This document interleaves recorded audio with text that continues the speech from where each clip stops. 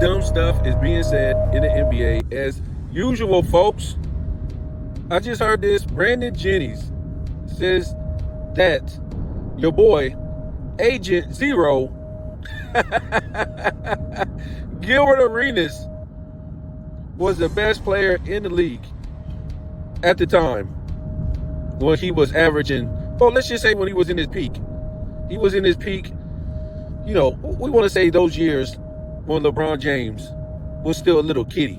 And LeBron James was giving him the business.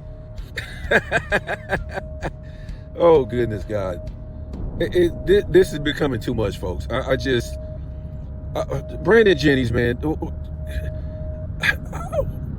I keep trying to tell you guys, man, and people, maybe they laugh at me, maybe they tell me, say I don't know what I'm talking about and all this stuff, but goodness God, these guys are so hungry for money.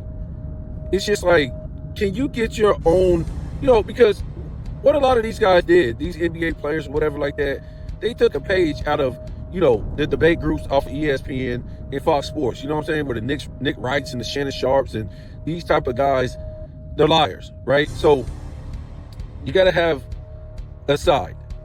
But at least, Shannon Sharp and Nick Wright, they somewhat sounded like good liars, if you know what I mean. They made you believe their lie.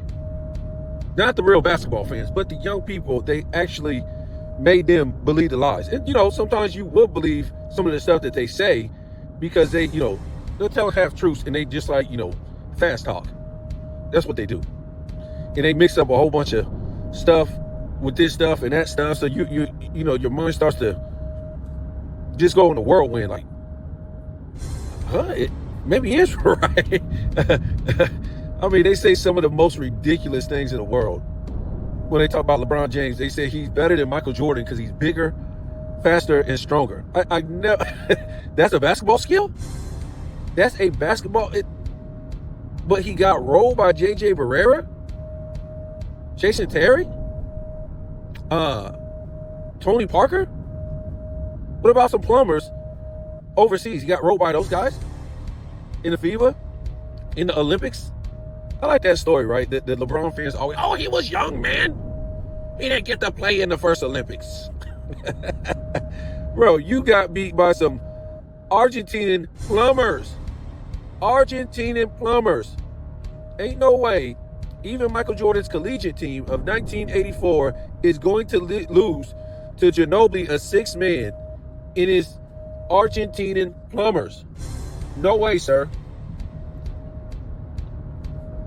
Where it wasn't one melanated brother, as Stephen A. Smith would say, it wasn't one melanated brother on that team, on that Argentina team. You go to Argentina,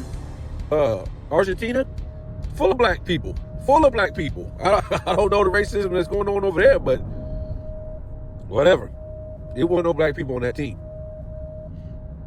And I won't even get into some of that stuff. I just find it weird. You go over to some of these countries where they're full of, they have a lot of black people, and there's no black people on those teams, those international teams. But, I'll leave that alone. But, so Brandon Jennings now saying he'll take, Gilbert Arenas over Derrick Rose and all, like, God, man, it's just, in what capacity, man? In what capacity? A leader, a winner, in what capacity? A guy who can get it done? I mean, this guy had two good seasons.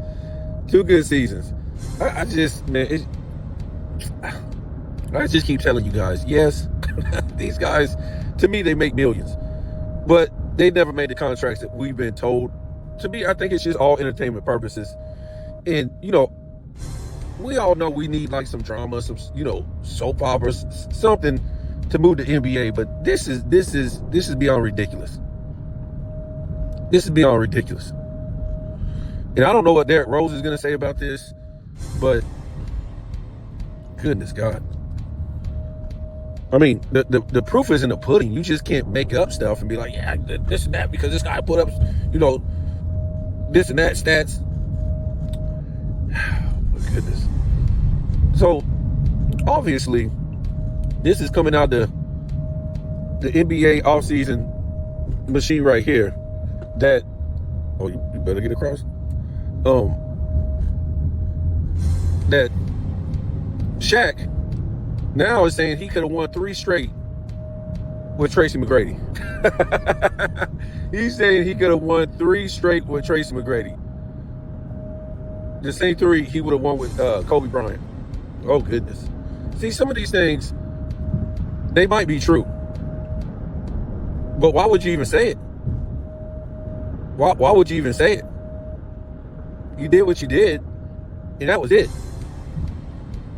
And who's to say, Tracy McGrady would have did the same things that Kobe Bryant did? And to me, I think Tracy McGrady,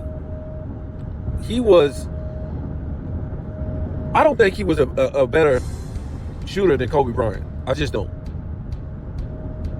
When I look at his field goal percentage, I just don't think he was. Now, I don't think he would have been that leader that Kobe Bryant was. I don't think he would have hit those shots that Kobe Bryant did. Could he hit shots? Yes. But he wasn't that primetime performer in the clutch, in the playoffs. Yes, he had some clutch shots. But they were mostly, I ain't gonna say he didn't have any in the playoffs, but they were mostly in the regular season. So I just don't think he could have hit those clutch shots in the playoffs, the finals, all these type of things like Kobe Bryant did. If I ain't mistaken, didn't he? Let me see. I think he was younger than Kobe Bryant. If I ain't mistaken, yeah, he was actually. If I ain't mistaken, I think he was younger than Kobe Bryant when he came into the league. I think they both came out of high school. But when did Tracy McGrady come in? I think he come in like 99 or something like that.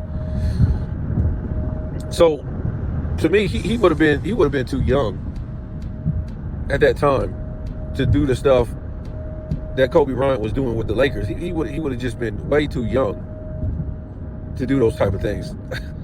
Shaq, Shaq might have had the luckiest career of all time, because this guy got swept out of the playoffs every single year in the 90s, except for 1 year when it was a gentleman sweep. I'm going to be a gentleman and don't sweep you. Right? So Shaq, he had one of the luckiest careers. And we can attribute that to Kobe Bryant coming of age and the fact that he didn't play any center competition in the 2000s. And they almost lost to the Sacramento Kings, and they almost lost to the Blazers. It was down to the wire.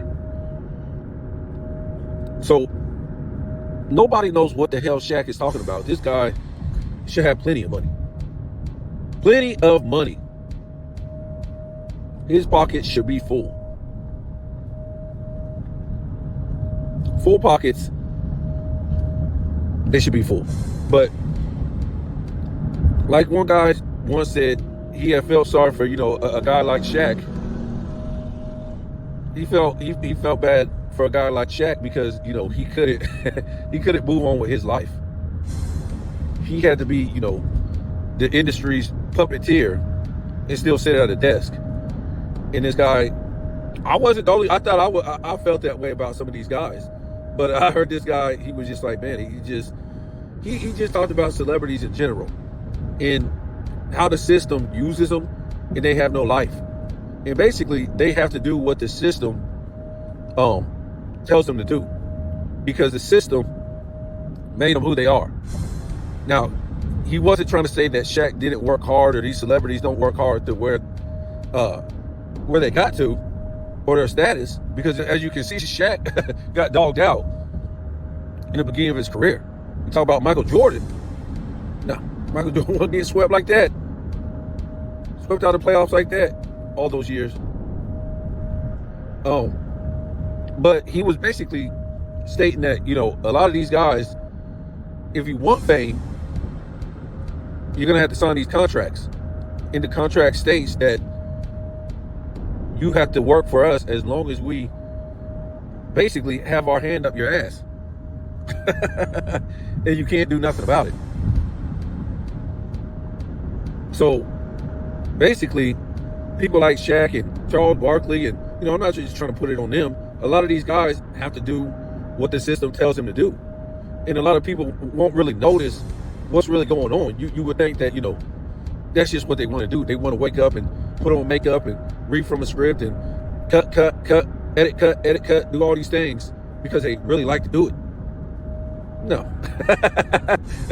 No, folks. If you played all those years in the NBA, you got to remember, these guys have been playing not just NBA, college, high school, all this stuff. It's just not years of basketball. It's years of playoffs, finals, this, that, Olympic Games.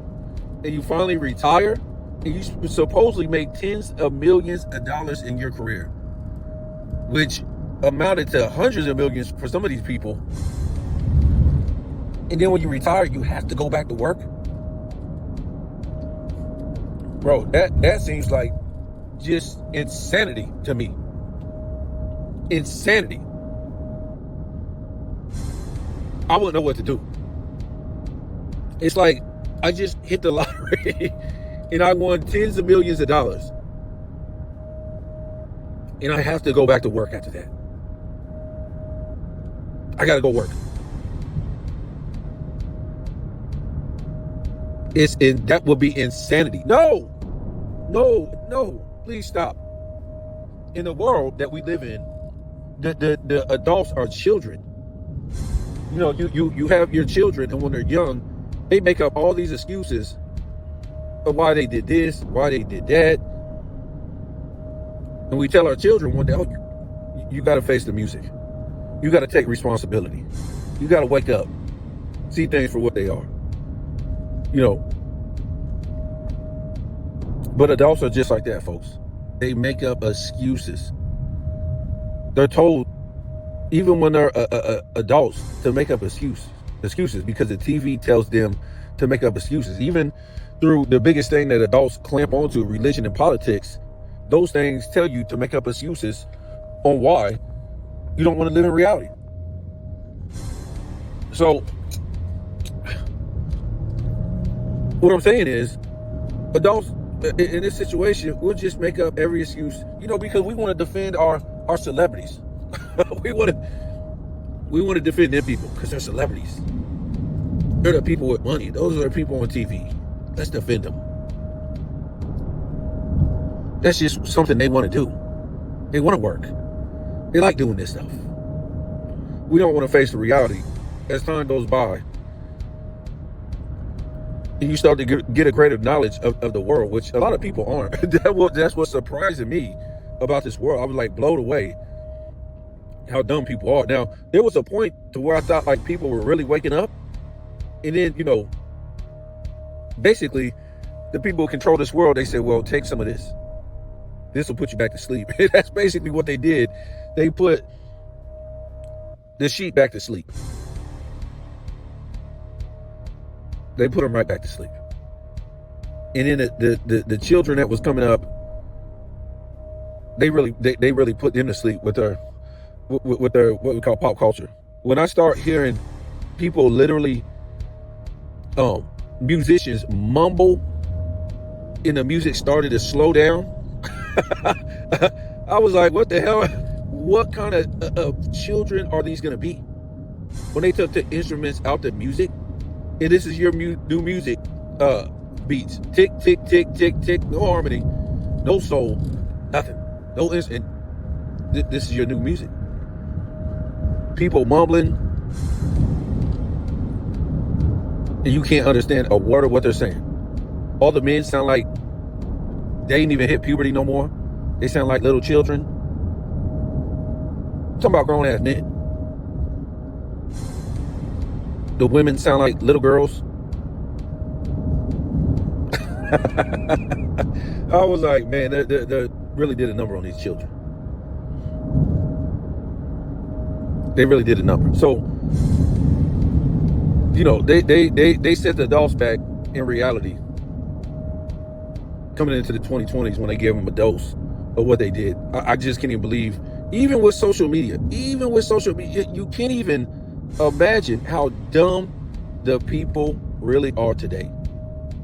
When I was starting to wake up in like the early 2000s, and it was like the, I would say it was more the information age back then, because it was so much information being put out on life that we couldn't get from school and stuff like that. Now, granted, you can't take all of it because there's people out there lying or whatever like that, but you got to learn to sort a lot of this stuff out. You can even get true from liars, right? Because some, you know, to get what they want as far as an audience, they have to tell some truth. So they'll actually tell half truths. That's what they'll do. So you can get some knowledge out of them, even a liar that's trying to get paid. But yeah, I just I just can't even believe how dumb the people really are today. In comparison to where I thought, you know, in 2025, I thought, you know, when I was growing up and they had all this futuristic, you know, movies and cartoons and, you know, sitcoms and just all this stuff, and I always thought, you know, we would be living futuristic. You know what I'm saying? You thought you'd be in flying cars, and, you know, by the year 2000, that's what's so crazy. This 2025. But I thought we were going to be living this futuristic stuff that they were telling us back in the 80s and 70s, and, you know, even in the 60s and 50s, they were saying how futuristic once we got to the year 2000. Because when you look at it, I know I didn't live, you know, way back then, but when you look at it and you look at the advancements, you know, from the 1600s to the 1700s to the 1800s to the 1900s, that those were like big steps in society. So there's really no reason why people didn't think, you know, a lot of this stuff wasn't going to happen by the time we got to the year 2000. And once we got to the year 2000, there was nothing futuristic. There was nothing futuristic once we got to the 2000. Nothing. So they basically lied to the people.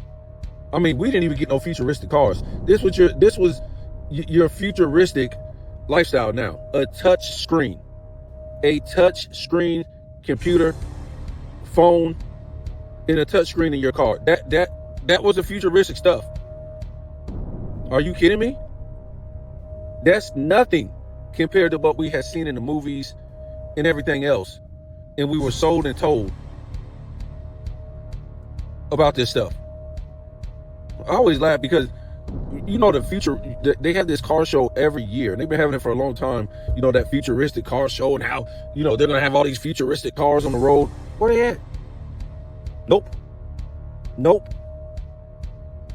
These people have the technology to make every car solar, but they won't.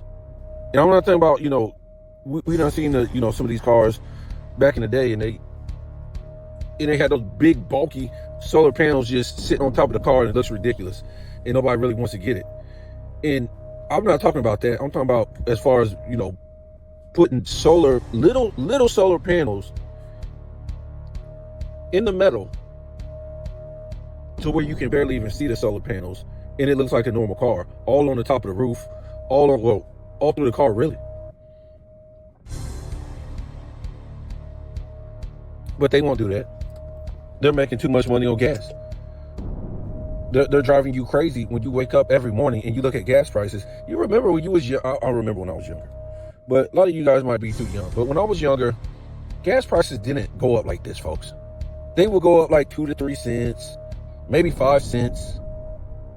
Maybe when it was a crisis in the world, they would go up like, you know, 75 cents, $1, something like that, and they would just stay right there. But the up and down thing that was consistent, it would only be like 2 to 3, 5 cents. Now it's just insanity what's going on. It's moving up 35 to 50 cents every day. 25 cents, 30 cents, 40 cents. Like, what the hell is this?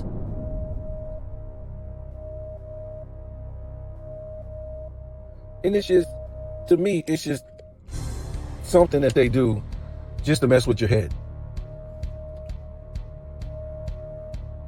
Just to mess with your head.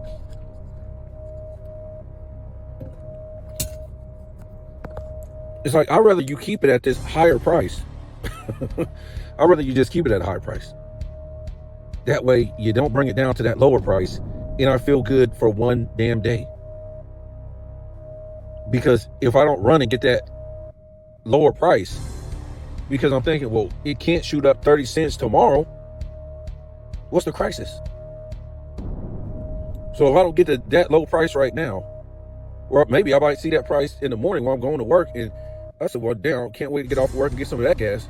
Nope, it's no longer there.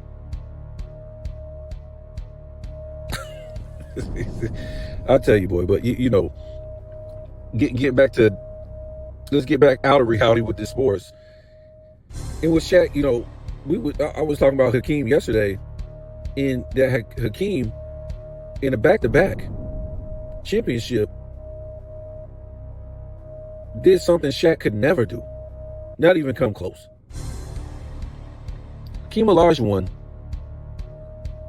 swept Shaq in the finals. No, first he beat Patrick Ewing in a game 7, and then he swept Shaq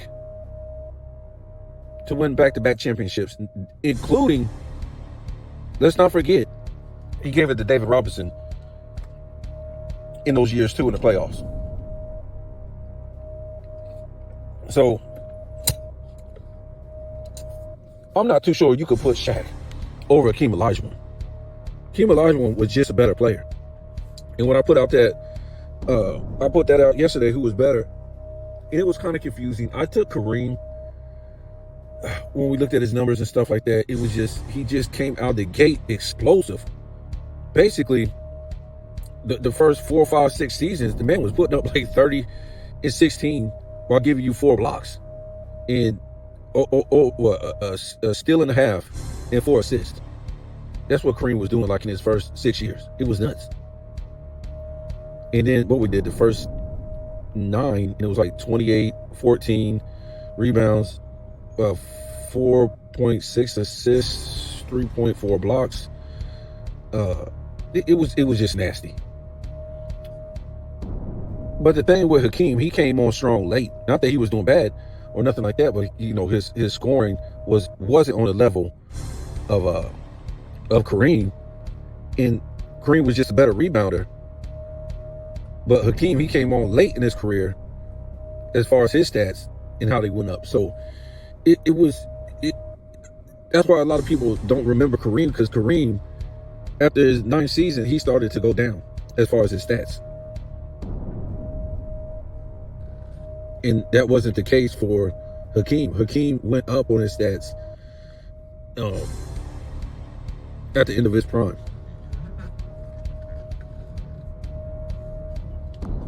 And of course, Hakeem was always the leader of his team. But it's weird because Magic came in about, you know, Kareem's 10th season, and for Hakeem, that's when Hakeem really started winning in his 10th season. So you could take either or, but just starting out, from what I seen, I'm taking Kareem. He just came out the gate just like, whew, taking no prisoners, man. It was just incredible what this guy was able to do his first 9 seasons in the league and stuff like that. But Shaq is lucky, man. Shaq maybe had the luckiest career as far as, you know, the stuff that happened for him. This guy got lucky. This guy got lucky. And, you know, without Kobe Bryant, he couldn't even be dominant no more. He couldn't even be dominant no more. So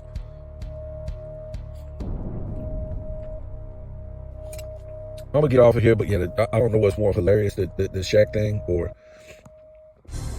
it just gets to the point, man, to where, you know, social media became awful because of this stuff like this. I mean, you kind of feel bad for these guys. Like I said, they can't, you know, just move on with their lives and enjoy their lives, and because they need to get money, man. We all need money, but I'm just saying in the sense that these guys never made that kind of money, we were told. And it's just sad that they have to, you know, they have to go podcast and do all these things because of the lie that, you know, they sold their fans that these guys was really making this kind of money. Because if you really made this kind of money that we were told, it's not so much they have podcasts, it's the fact that, you know, if you made this kind of money, we were told, you would be trying to uplift the NBA. You would be trying to, you know, say good things instead of, you know, doing all this trigger stuff on a podcast to try to make money, to make people go to your podcast, to make you be seen and heard. Because if you made this kind of money, we were told, these NBA players, then it really wouldn't even matter if nobody would go see your podcast because you weren't doing trigger stuff or saying messed up stuff to make people run and, you know, go see what you were talking about. It won't matter if you already have money. But like I said, it only matters really because you don't have any money. Because if you weren't doing it for money, you wouldn't care, you know what I'm saying, if nobody really went and seen your podcast. That's what I mean. They got to say a whole bunch of stupid stuff so people will run and go see what they said on the podcast. Because I don't know what to say about these. It's just sad, man. It's just sad. There's no point in time where nobody would take Gilbert. Gilbert Arenas, was he even a leader of that team? I don't know. I don't even know, folks. I don't even know. I don't even know.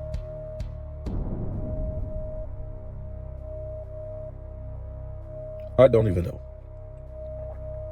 What we do know is, you know, this guy's, you know, it gets to the point to where, you know, we keep talking about this money thing. I just feel bad for him. I feel, and I know they really don't have to really actually work because, you know, it's AI and stuff like that. And, you know, it's easy money when you're just deep faking podcasts and stuff like that. That's why all these guys really had these podcasts, because they had the money to just have an AI deep fake podcast and somebody, you know, basically write the programming for them.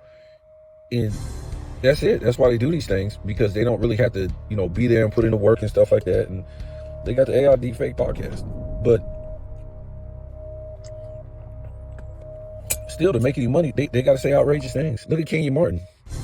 Kenyon Martin is broke. He got to say stupid stuff. Well, I wouldn't say broke. I guess you would say broke in the sense that where these guys said they made all this money in their career. They was making tens of millions a year and now they're pocket. I'm not trying to say they're broke, but you got a standard of living. When you're making millions, which again, I'm cool with saying they make millions, but the money, the actual money we were told that they made, get out of here, folks. Kobe, you had Kobe Bryant's parents selling his, I think his championship ring or something. I'm like, what the hell? Kobe Bryant's supposed to have all that money and they're selling his NBA championship rings? What? There's no way Kobe Bryant didn't leave them no money. There's no way. No way on this green earth.